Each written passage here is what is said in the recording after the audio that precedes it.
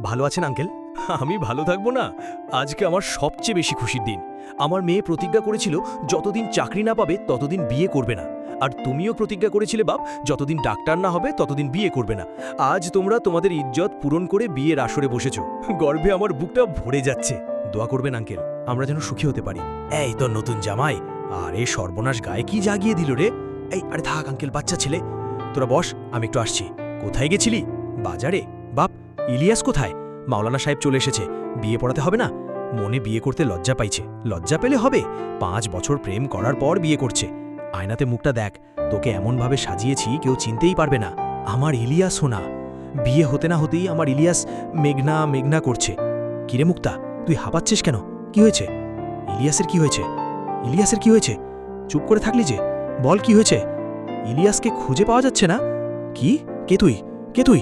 আমাকে কেন বেঁধে রেখেছিস? বল কে তুই? স্যার, ইলিয়াসের কোনো সন্ধান পেলেন? দেখুন, আমাদের ধারণাই ঠিক। ইলিয়াসকে কিডন্যাপ করা হয়েছে। ওর এই টুপিটা বাড়ির পিছনে বাগানের রাস্তায় পাওয়া গেছে। এই উঠ, চল। কি ব্যাপার ম্যাডাম? আমাকে ধরছেন কেন? তুই বুঝতে পারছিস না কেন তোকে কেন ধরছি? বল ইলিয়াসকে কোথায় রেখেছিস? ইলিয়াস? কোন ইলিয়াসের কথা বলছেন? বেশি চালাকি করার চেষ্টা করিস না, তোর এখানেই এনকাউন্টার করে দেব। ম্যাডাম, পাবলিক প্লেসে এনকাউন্টার করলে প্রবলেম হতে পারে। বিশ্বাস করেন ম্যাডাম, সেদিনের পর থেকে সমস্ত 2 নম্বরই কাজ ছেড়ে দিয়ে আমি সৎপথে ইনকাম করে খাচ্ছি। সব ক্রিমিনালের মুখ থেকেই একই কথা শোনা যায়। থানায় নিয়ে গিয়ে যখন 3rd ডিগ্রি দেব না, তখন বাপ বাপ করে বলতে বাধ্য হবে ইলিয়াস কোথায় আছে। আমি কিছু করিনি, আমাকে ছেড়ে দেন।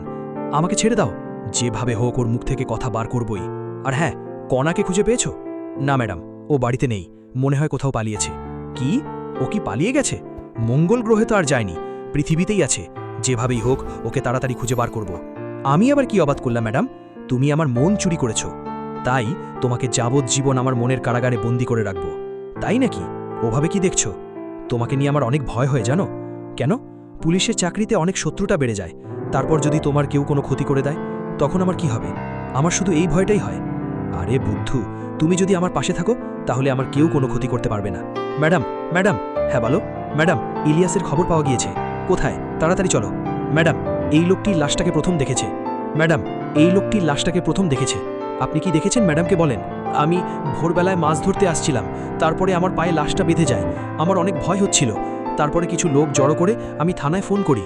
ম্যাডাম, লাশটা দেখে যা বুঝলাম, যে বা যারা একে মেরেছে অনেক কষ্ট দিয়ে মেরেছে। বডিতে কম করে হলেও 20 থেকে 25টা ক্ষত আছে। আর সবচাইতে ভয়ঙ্কর বিষয় হলো ম্যাডাম, ইলিয়াসের হাত পায়ের সমস্ত টিস্যু কেটে দেওয়া হয়েছে। ইলিয়াস, কথা বলো।